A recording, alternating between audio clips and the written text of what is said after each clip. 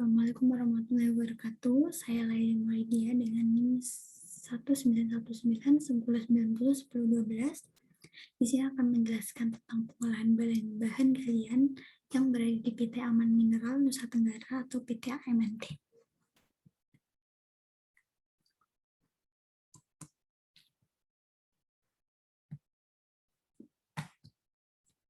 Yang pertama saya akan menjelaskan profil perusahaan.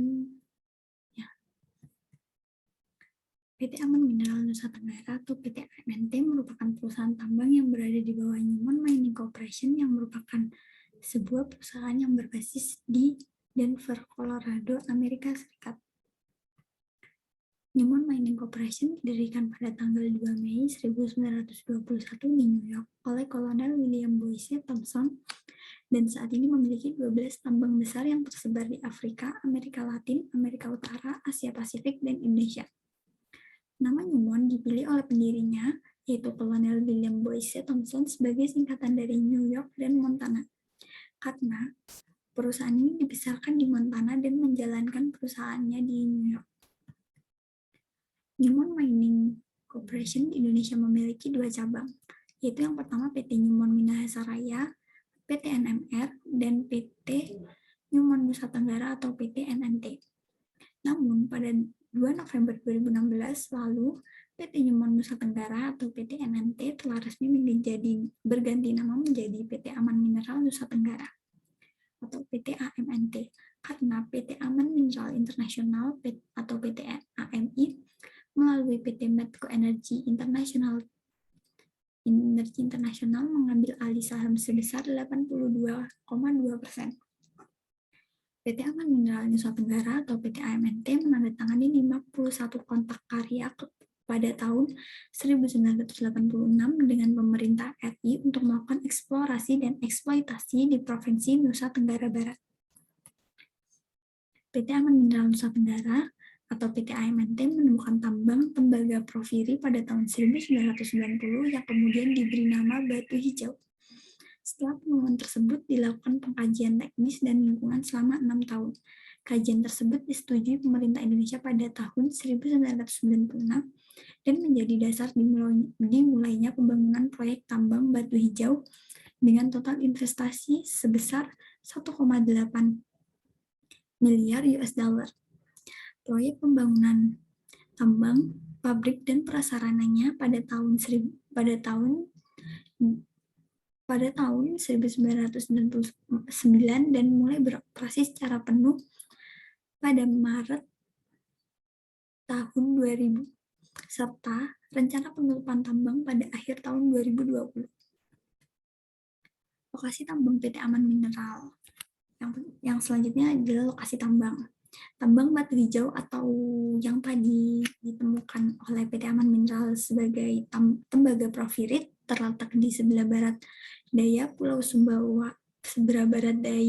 Pulau Sumbawa di Kecamatan Sengkokang, Kabupaten Sumatera Barat, Provinsi Nusa Tenggara Barat, Indonesia. Lokasi Batu Hijau yang berjarak 81 km dari Mataram dapat dicapai dengan menggunakan pesawat amfibi atau seaplane milik perusahaan atau menggunakan transportasi laut berupa kapal feri umum dari Pelabuhan Kayangan di Pulau Lombok. Nah, selanjutnya kegiatan operasi yang terjadi di PT Aman Mineral. Yang pertama, geologi. Batu hijau merupakan jebakan tembaga porfiri dengan sedikit kandungan emas dan perak. Logam berharga tidak secara langsung dapat diperoleh karena bercampur dengan mineral lain yang tidak memiliki nilai ekonomis. Jebakan porfiri diketahui hanya memiliki kadar yang rendah. Di batu hijau, setiap ton biji yang diolah hanya menghasilkan 4,87 kg tembaga. Sedangkan rata-rata hasil perolehan emas jauh lebih sedikit, yaitu 59 hanya 0,37 gram dari setiap ton biji yang diolah. Hal ini menunjukkan bahwa untuk menghasilkan sejumlah kecil logam yang dapat dijual, diperlukan kerja keras. Yang kedua, penambangan. Jebakan tembaga tipe porfiri merupakan dimensi besar dan kadar relatif rendah, sehingga atas pertimbangan ekonomi, pengembangan hanya dapat dilakukan dengan cara tambang terbuka atau open pit mining. Tambang batu hijau adalah operasi tambang terbuka di mana semua mineral berharga, tembaga, emas, dan perak ditambang dari permukaan tanah dengan menggunakan berbagai alat tambang seperti alat muat atau shovel dan truk pengangkut. Penambangan di batu hijau diawali dengan kegiatan pengeboran dan peledakan. Untuk memudahkan pengambilan biji, dengan peledakan batuan terlepas dari tanah dengan diameter rata-rata 25 cm. Dengan menggunakan beberapa shovel berukuran besar, batuan dimuat ke dalam truk berkapasitas 240 ton dan kemudian diangkut menuju kedua buah crusher atau mesin penghancur. Di crusher, ukuran biji batuan diperkecil hingga berdiameter rata-rata 15 cm.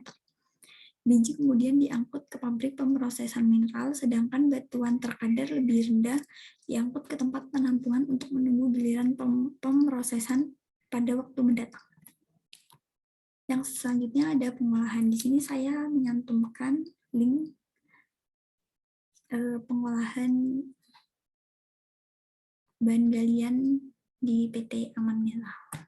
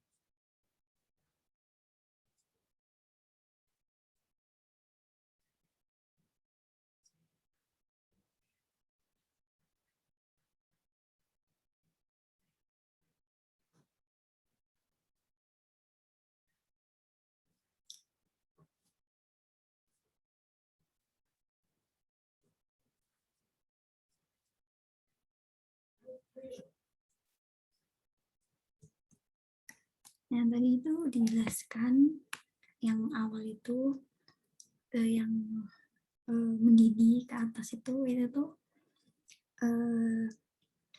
konsentrat mineral kan batuan ya, batuan itu masukkan ke wadah gitu ya, nggak penggilingan, terus itu dipisah, jadi dikasih terus dipisah di ada tempat gitu. Nah itu tuh di bawahnya itu kayak ada zat gitu, ada zat nggak tahu itu apa, itu ada zat itu tuh yang mendorong agar mineralnya itu ke atas gitu. Nanti tuh dipisah antara mineral dan batuannya itu, jadi berpisah gitu. Nah itu nanti mineralnya tuh waktu jatuh itu tuh nanti dipisah, mineralnya ke sana terus yang batuannya tuh ke sini gitu. Nah terus kan yang agak kental itu tuh belum jadi, itu mineral sama batuannya pokoknya yang udah digiling secara halus sama air gitu.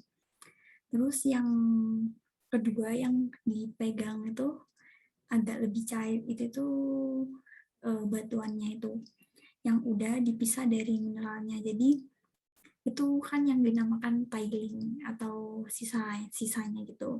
Nah, tiling itu sendiri itu di ditempatkan di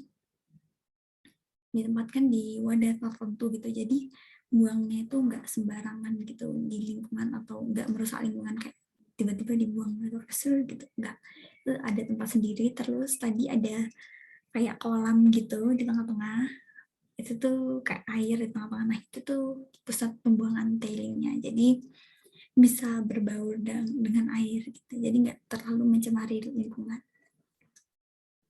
Lalu waktu terakhir ini tuh diberitahu kalau mineral ini sekarang itu nggak boleh diekspor ke luar daerah, ke luar negeri maksudnya kayak luar Indonesia gitu, karena eh, karena dihususkan disuruh bikin apa namanya kayak mineral itu kan kayak mineralnya tuh nggak boleh diekspor, langsung diekspor jadi mineral aja gitu, nggak boleh. Jadi sekarang tuh bolehnya tuh tapi dibuat kayak barang jadi gitu, barang jadi mineral, jadi lebih bermanfaat dan dapat keuntungan yang lebih banyak karena udah mengolah mineral tersebut gitu.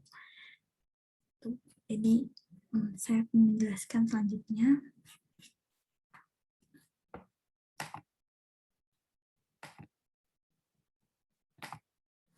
Lalu ini penjelasan yang lebih lengkap ya. Dari cluster yang tadi tuh kesimpulan dari saya sendiri. Ini penjelasan selanjutnya dari cluster. Biji batuan diangkut dengan ban berjalan sepanjang 5,6 km ke pabrik pengolahan yang disebut konsentrator. Ya kayak tadi itu kan dikirimkan batuan-batuannya itu di ada yang rel gitu yang panjang, itu tuh sepanjang 5,6 km. Di konsentrator, mineral berharga dipisahkan dari batuan pembawa melalui proses penggerusan dari flotasi.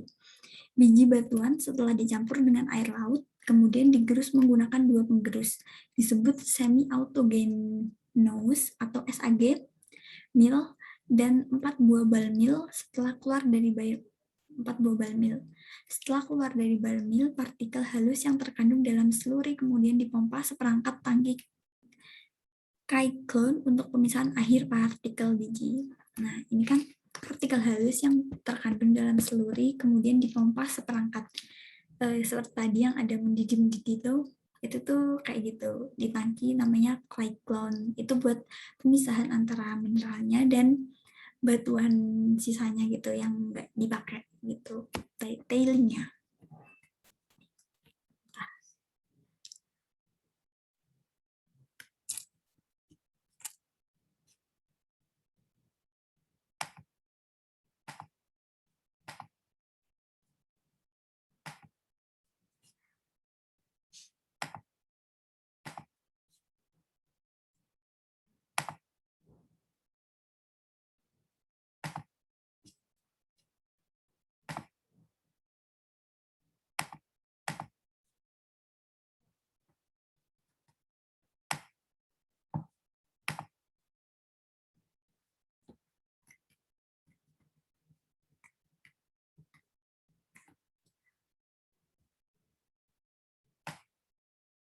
Lalu bubuk biji halus tadi itu dari tangki Clycolon dialirkan ke sejumlah tangki untuk diambil kandungan mineral berharganya.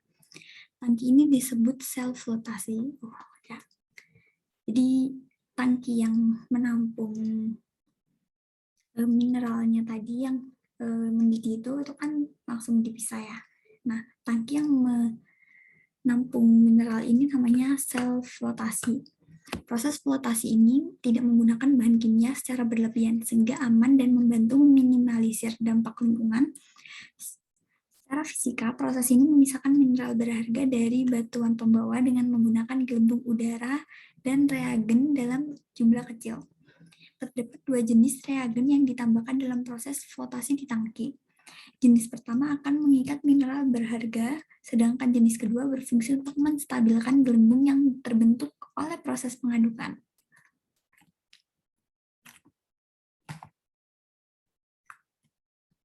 Saat gelembung udara naik, mineral berharga atau konsentrat akan ikut terangkat ke permukaan. Lapisan gelembung ini diselimuti oleh mineral berharga yang berbentuk seperti pasir. Lapisan yang terapung di permukaan sel flotasi inilah yang disebut konsentrat. Dari sel flotasi, konsentrat dikirim ke tangki penghilang kadar garam yang disebut CCD atau counter current decantation. Di dalam tangki ini, air laut dibuang dan konsentrat dikentalkan dengan cara mengalirkan air tawar secara berlawanan arah. Air tawar menggantikan air laut dan konsentrat mengendap di dasar tangki. Konsentrat kemudian mengalir melalui pipa dengan panjang 17,6 km menuju ke fasilitas filtrasi atau penyaringan di Benete.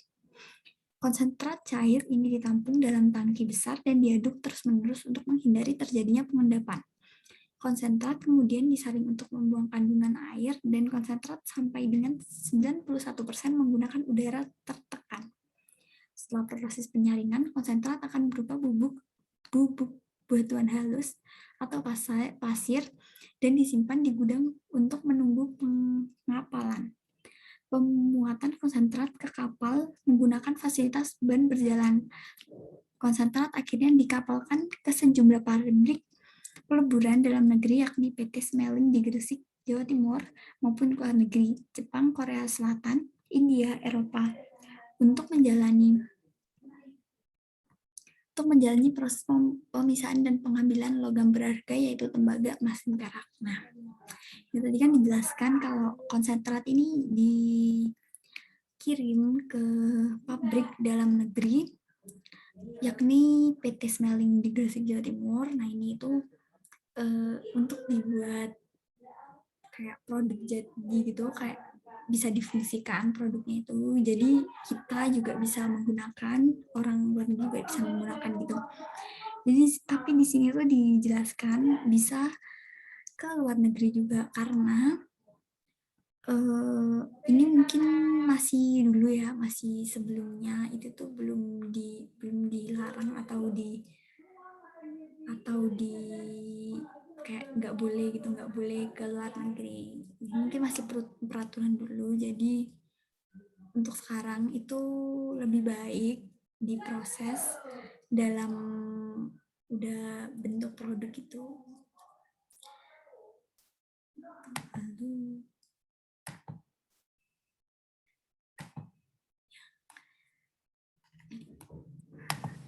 sekian dari saya, penjelasan dari saya. Semoga